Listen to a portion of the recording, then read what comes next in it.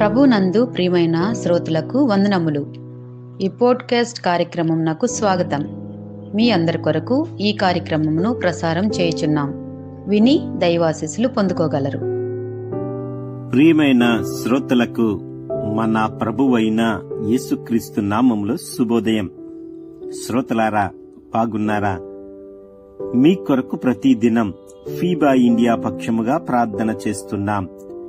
రండి, ఈ ఉదయకాలము దేవుని సన్నిధిలో వాక్యము వినడానికి సిద్ధపడుతున్న నాతో, మనందరితో దేవుడు మాట్లాడేలాగున ఈ ఉదయకాలం ప్రార్థనతో ఈ వాక్యాన్ని ధ్యానం చేద్దాం.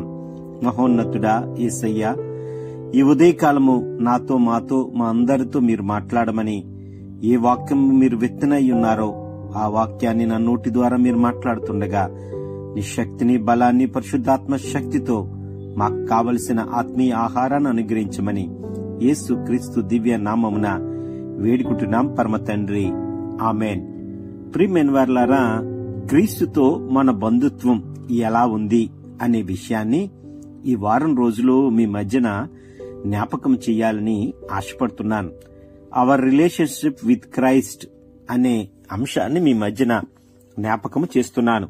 యోహాను వ్రాసిన మొదటి పత్రిక 1వ అధ్యాయం 3వ వచనం ఒకసారి మనం ధ్యానం చేద్దాం. మాతో కూడా మీకును సహవాసము కలుగునట్లు మేము చూచిన దానిని, విన్న దానిని మీకు తెలియజేయుచున్నాము. మన సహవాసమైతే తండ్రితో కూడాను, మన ఆయన కుమారుడైన యేసుక్రీస్తుతో కూడాను ఉన్నది అనే విషయాన్ని మీ మధ్యన చెప్పడానికి సిద్ధపడుతున్నాను.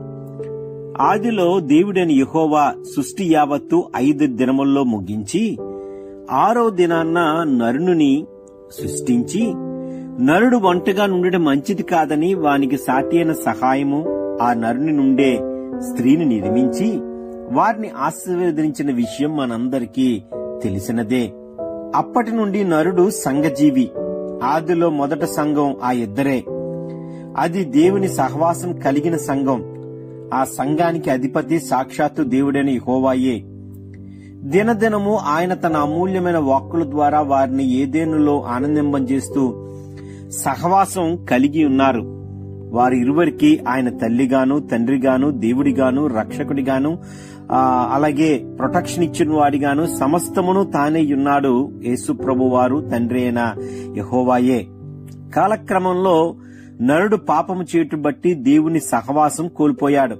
కాగా దేవునికి విరోధైన అపవాదికి దాసులైపోయారు. అంతేకాక దేవుని స్వరూపాన్ని కోల్పోయి మరణాన్ని కొని తెచ్చుకున్నారు. దేవుడు ఎంతైనా కరుణవాత్సల్యత గలవాడు కదండి, కృపాబాహుల్యం కలవాడు కదండి. పురుగులాంటి మానవుణ్ణి వాడు పొందుచున్న బాధను, పొందనయ్యున్న పాపశిక్షణను ఎరిగినవాడై, కడుపు తరుక్కుపోన్నవాడై తాను నరుని నశింపచేయుటకు ఇష్టపడలేదు. నరుడు చేసిన నేరమునకు ప్రాయశ్చిత్తపడి పాపమును విడిచిపెట్టినట్లయితే వాణ్ణి క్షమించి ఒక తల్లిగా వాణ్ణి ఆదరించడానికి దేవుడు ఇష్టపడ్డాడు. యెషయా గ్రంథము 66:13 ఈ మాటలు ఉన్నాయి. ఆయన స్త్రీ తన గర్భమున పుట్టిన బిడ్డను కరుణింపక మరుచున వారైనా మరుచుదురు గాని నేను నిన్ను మరువను. చూడుము, నా అరచేతుల మీదనే నిన్ను చెక్కియున్నాను. యెషయా 49:15 యెహోవా నగు నేను తమకు తోడుగా ఉన్నాననియు, ఇశ్రాయేలునైన తాము నా జనులై ఉన్నారనియు వారు తెలుసుకుందురు.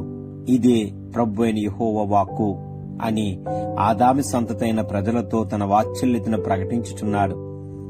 విగ్రహములతో వ్యభిచరించుచున్న ఇశ్రాయేలు శాశ్వతంగా విడనాడక ఆయా సందర్భాల్లో కఠినంగా శిక్షిస్తూ శిక్షకు గురి అయిన వారి మీద తిరిగి జాలిపడుచు వచ్చిన కృప కలిగిన దేవుడు కోట్లాను కోట్ల దేవదూతలు, కేరూబుల మధ్య మహిమపరచబడుతున్న దేవుడైనప్పటికీ నేలమట్టితో నిండింపబడి చెడిపోయిన మానవునితో సహవాసము చేయడానికి ఇష్టపడుచున్న విశాల హృదయుడు గల మన దేవుడు శాశ్వతమైన ప్రేమతో నిన్ను నన్ను ప్రేమించుచున్నాడు. కనుక విడువక నీ ఎడల నా ఎడల కృప చూపుచున్నాడు. ఇర్మియా 31:3 ఈ మాటను మనం చూడవచ్చును.